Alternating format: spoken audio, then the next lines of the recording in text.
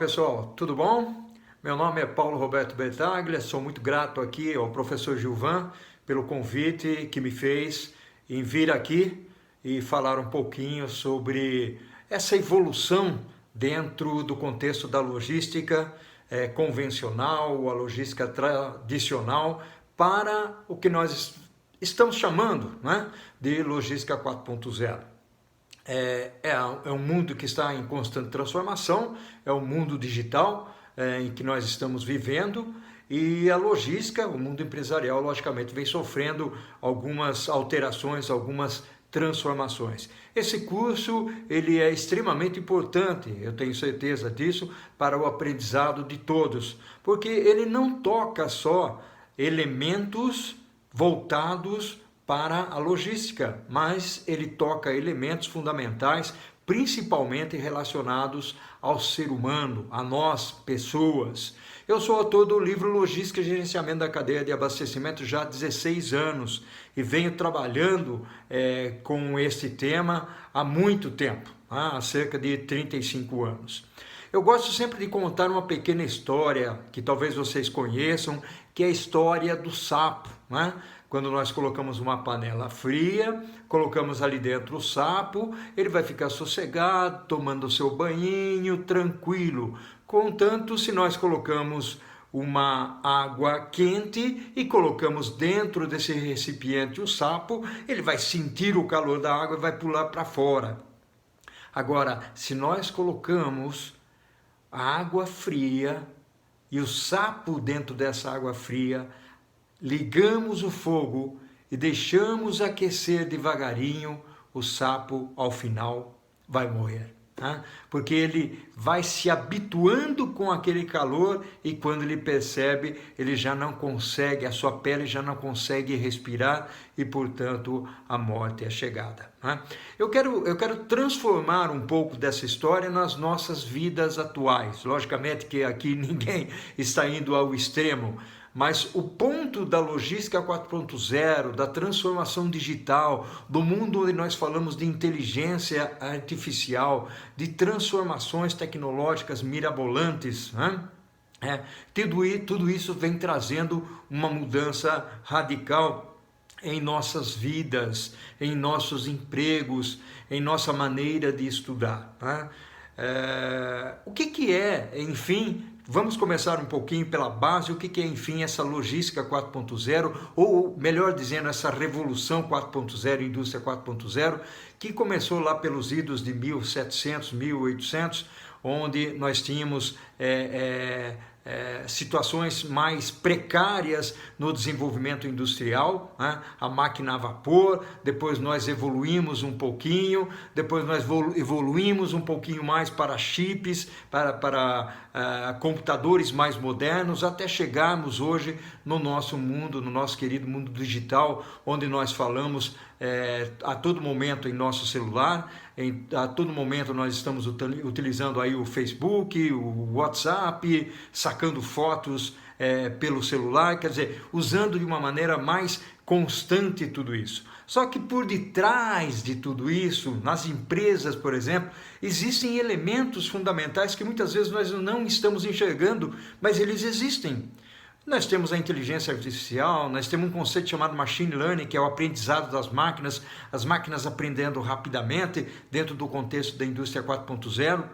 Nós temos o Big Data, né? As análises de dados de uma forma não estruturada, ou seja, empresas que vão lá na internet, olham se o nominho delas estão aparecendo e o que estão falando delas, né? Principalmente lá no Reclame Aqui, né? Ou seja, é uma fonte de reclamação, como é que eu respondo, como é que eu reajo a tudo isso.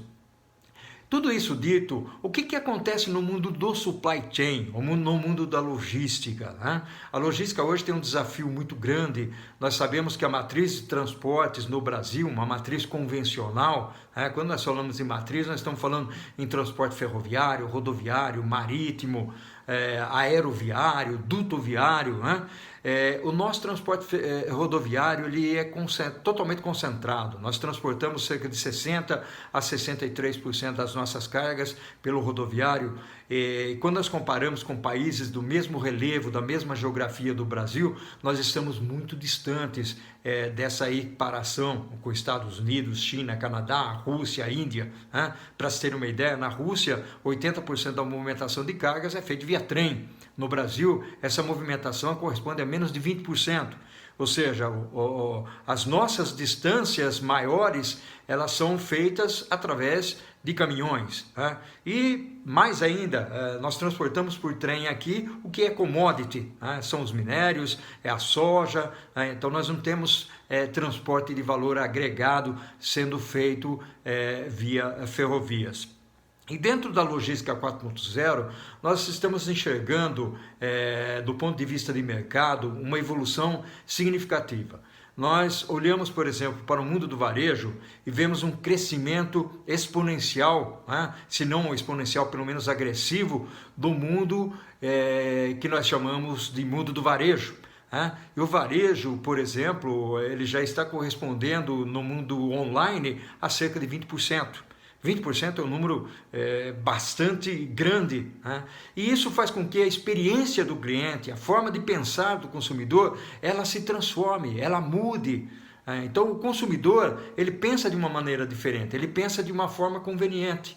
Você, quando vai a uma loja, normalmente você vai checar preço. A loja hoje é um grande showroom.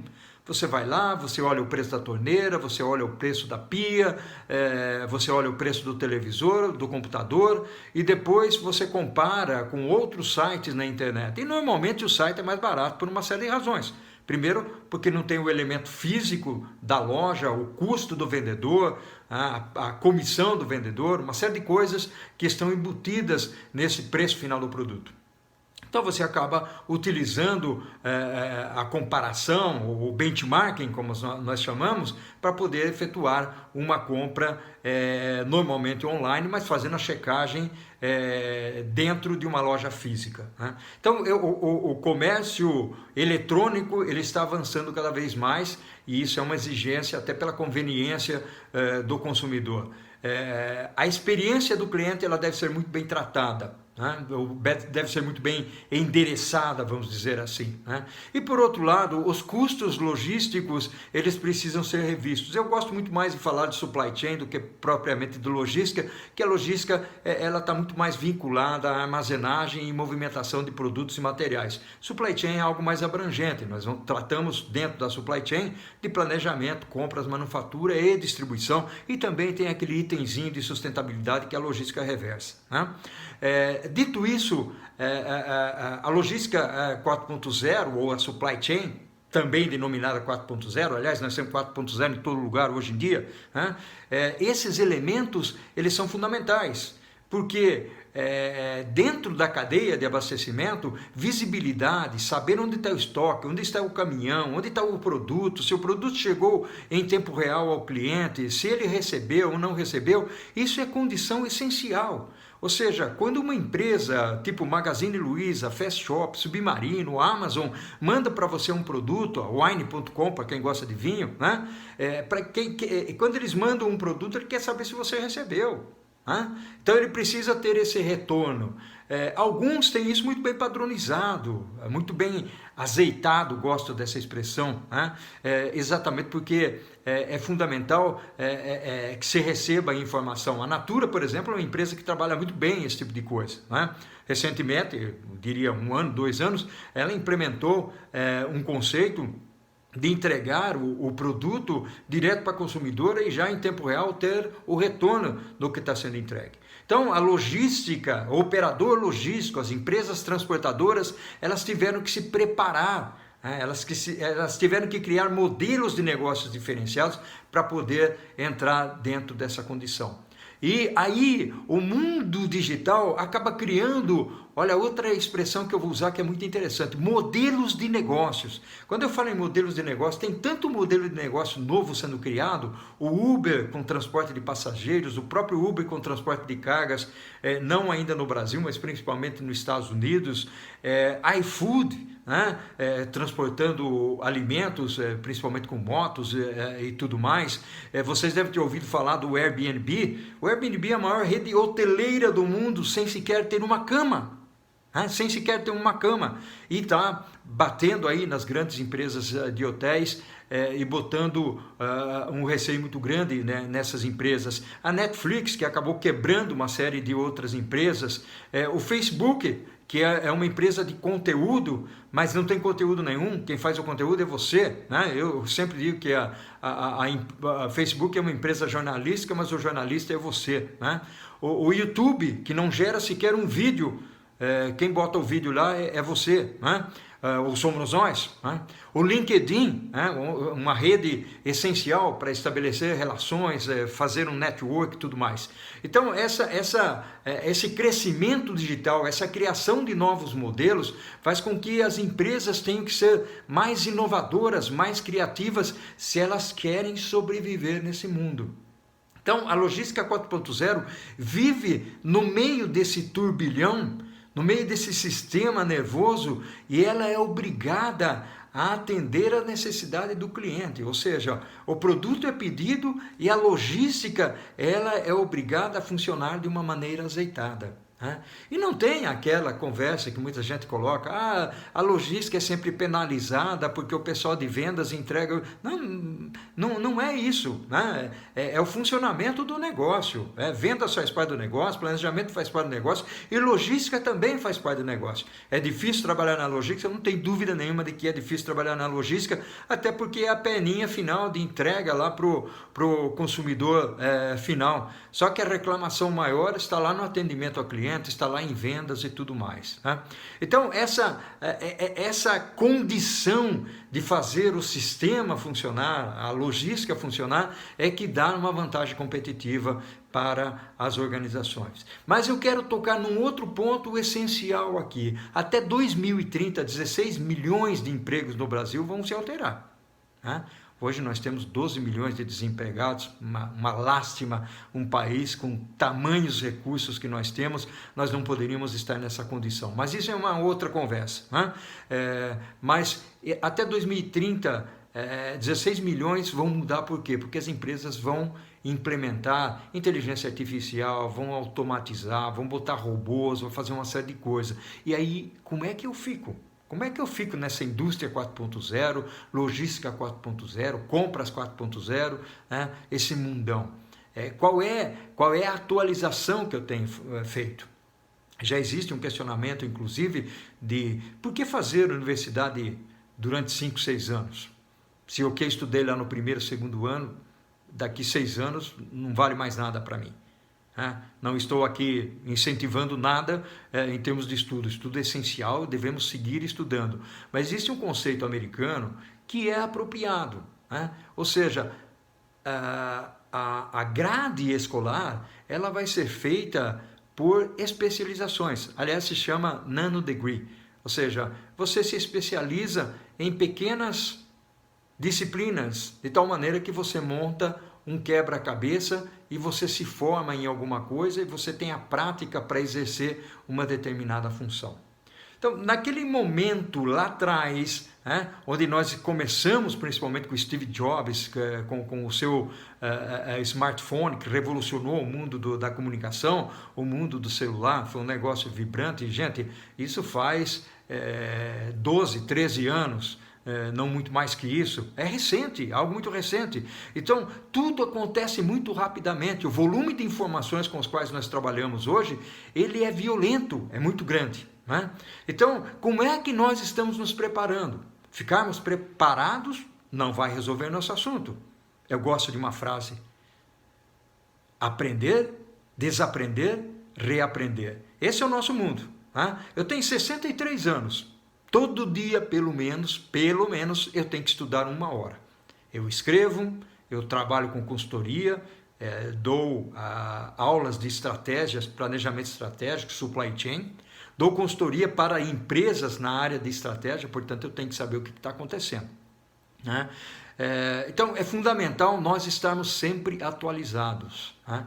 Mas logicamente também tomar o chopinho de final de semana, porque ninguém é de ferro, né?